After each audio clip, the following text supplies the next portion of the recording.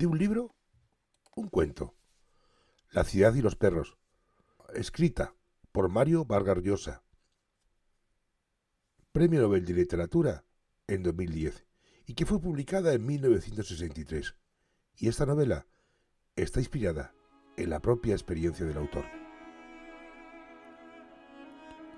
En una ciudad de Perú, al borde del mar y rodeada de una constante neblina, se alzaba el Colegio Militar Leoncio Prado, una institución que se jactaba de forjar hombres duros y disciplinados.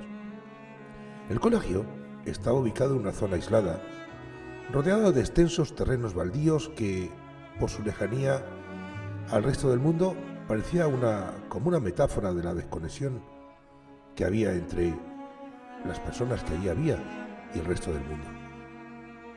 Las mañanas eran frías y húmedas y el sonido del mar apenas se filtraba entre las paredes tan grises de ese recinto. La disciplina en el colegio Leoncio Prado, era extrema. Los días comenzaban con un estruendo de trompetas a las 5 de la mañana, marcando el inicio de una rutina implacable. Los cadetes, que así se llamaban, eran sometidos a inspecciones rigurosas, donde cualquier descuido en el uniforme o en la limpieza personal podía resultar en severos castigos.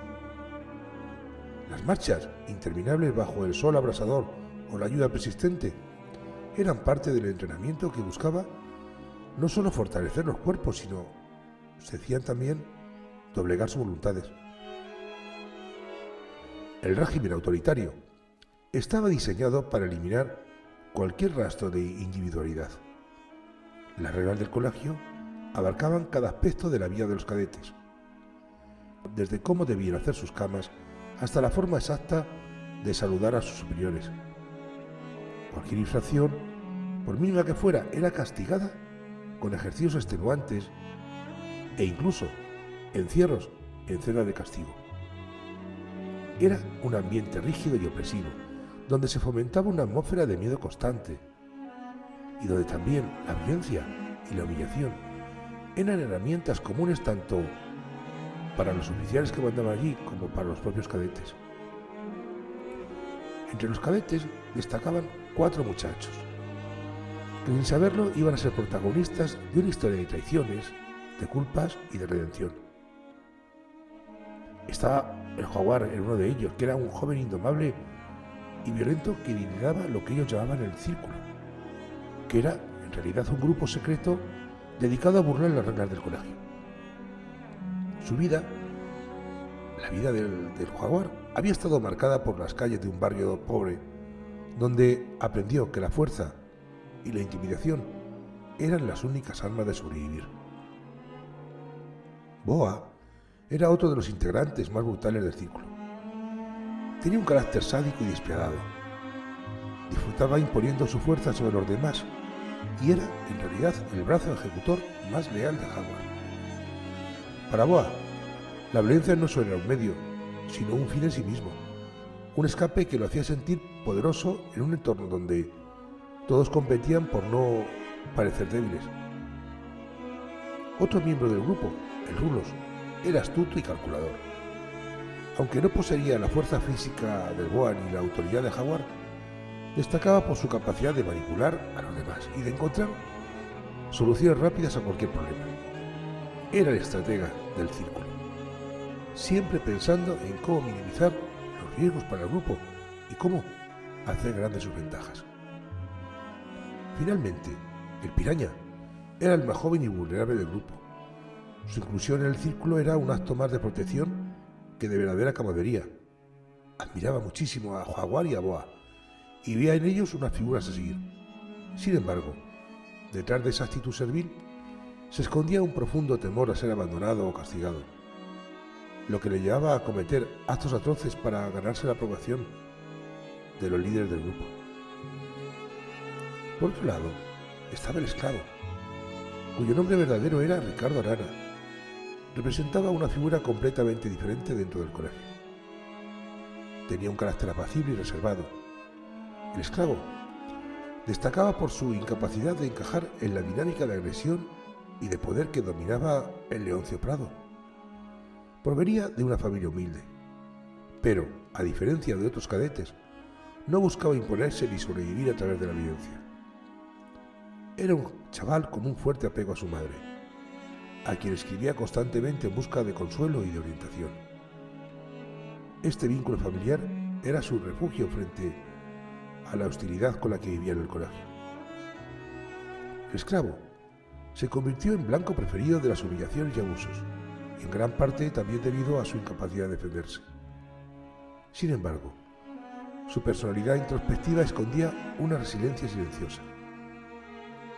Su confesión del robo del examen, un acto que desató una cadena de eventos fatales, no fue un acto de cobardía, como lo calificaron sus compañeros, sino como un intento desesperado de resistir la corrupción moral que a él le rodeaba.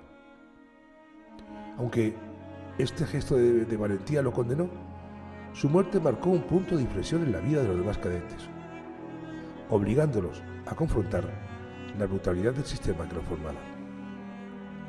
La historia comenzó cuando el círculo realizó un robo. Sustrajeron el examen de química antes de que fuera aplicado. Para ellos, este acto era un simple desafío de autoridad, un juego, más en su lucha contra el sistema del colegio. Sin embargo, el robo fue descubierto y el director del Leoncio Prado, un hombre severo y obsesionado con la disciplina, juró encontrar a los responsables. Entonces, el colegio se transformó en un hervidero de sospechas y muchas tensiones. El esclavo, entonces, cansado de abusos y la presión, cometió un acto inesperado. Confesó que el robo había sido obra del círculo. La delación lo colocó en una posición peligrosa. Aunque el director lo protegió inicialmente, dentro del colegio todos sabían que los cadetes, sus compañeros, no perdonarían esa traición. Howard, furioso por la confesión del esclavo, lo acusó de ser un cobarde, aunque en el fondo sabía que el esclavo había hecho lo que cualquier persona vulnerable habría hecho bajo presión. El código no escrito del colegio no permitía debilidades. Mientras tanto, el poeta observaba todo con creciente inquietud. Sentía una mezcla de piedad y de admiración por el esclavo, pero también sabía que su vida corría peligro. Un día, en el que el cuerpo del esclavo fue encontrado en un rincón oscuro del colegio, oficialmente se dijo que había muerto en un accidente, pero muchos sospechaban que había sido asesinado. El poeta decidió descubrir la verdad. Comenzó a investigar, enfrentándose a las amenazas de sus compañeros y al silencio cómplice de las autoridades del colegio. Con el tiempo, el poeta logró que el jaguar confesara lo que había sucedido. En un momento de ira, el jaguar lo había golpeado al esclavo, quien murió como consecuencia de la agresión.